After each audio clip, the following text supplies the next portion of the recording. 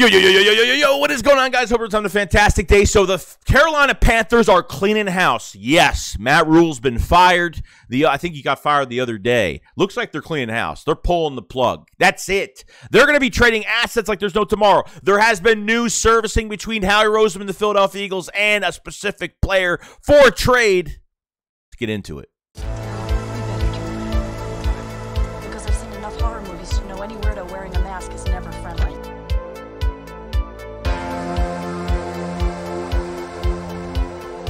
What is going on, guys? Hope everyone's having a fantastic day. So we need to talk about the trade deadline. This is very important here. If the Eagles are going to contend this year, get into the playoffs, whatever the case may be, the Eagles need to add more to this defensive line. We have talked about this for the past few weeks that the Eagles have been interested in. Weren't really interested in trading for a defensive end. They were interested in maybe signing a free agent or working some guys out like Everson Griffin or D Ford. But now, since the Carolina Panthers, Matt Rule, the head coach, has been fired, it is clean house for the Panthers. And one name that is spiked up for the Philadelphia Eagles is Brian Burns. Brian Burns is a beast at 6'5", 250 pounds. Guy is a beast. He plays outside linebacker and defensive end, but surely he is playing defensive end. There's no doubt about it. 16th overall pick. In 53 games, 29.5 sacks with 7 forced fumbles. Second in pressures this year, right behind Nick Bosa. This guy is a pressure artist. We have a strip sack artist in Hassan Reddick. Why not have a pressure artist and Brian Burns? I don't see why that would be a big deal, but you have to look at this defensive line going into next year, okay? Not just this year, but next year. You have Derek Barnett has one more year left on his contract, and he's hurt, okay? He's going to be rehabbing by next year. He's going to miss a lot of time in the offseason, okay? I do not want him here. It's already enough. He gets hurt. Patrick Johnson comes in. Now he gets hurt. We just need another body in here, and a good one, and Brian Burns. Josh Sweat having a good year. Teron Jackson not doing enough for me. Okay, so you totally get where I'm going with here. Fletcher Cox, a free agent.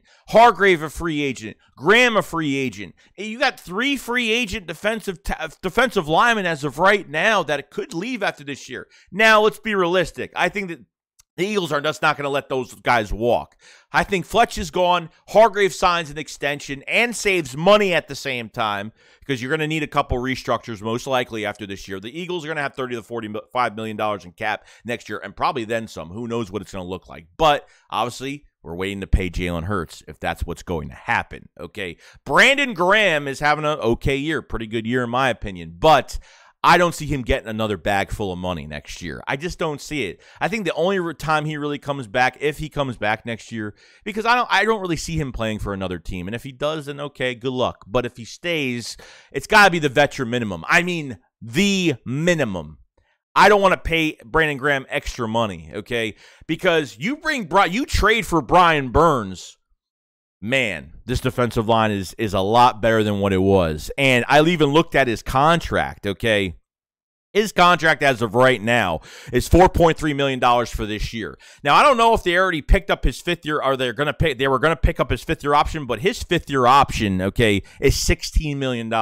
So can the Eagles trade for him, redo his deal after, trade for him and then redo his whole entire deal? Then I think this would make a lot of sense.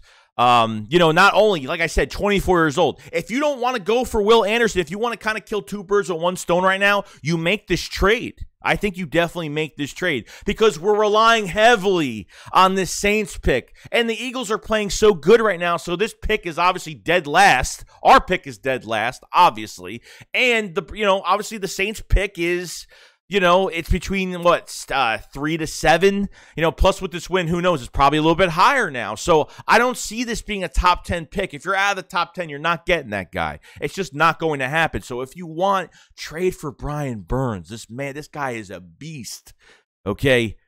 You're able to get a guy like Hassan Reddick on a 3-year deal that's a strip sack artist, and hopefully, Gannon is still going to try to find a way to use him the right way with 3.5, 4 sacks, whatever he has for the season. And I feel like he strays away from him sometimes, and it really annoys me. Get Brian Burns in the building, 2nd in pressures for the year. I mean, like I said, because I don't want to harp on the Saints pick all year. Like, I don't want to harp on it. I'm going to cover it, but to rely on that pick, it's just too much for us to really put too much on it to get a good player in the draft. I trust Howie Roseman with his trades and honestly moving money around. I definitely trust that. So let me know in the comment section what you guys think about a Brian Burns trade and honestly how much it's going to cost. That's going to be the next question. Now, when a team is just gutting their roster, I don't think they're going to get too picky.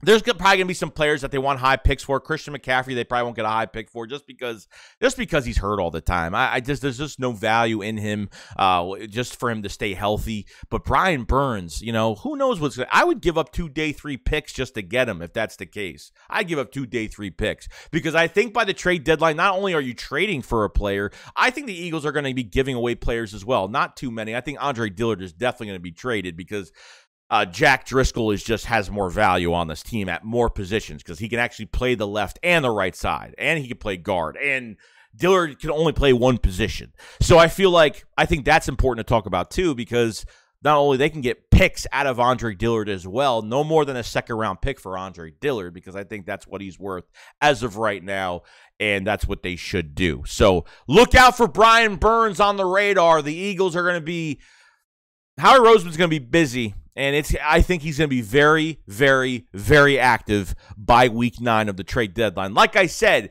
this could happen tomorrow, next week, next month, whatever the case may be.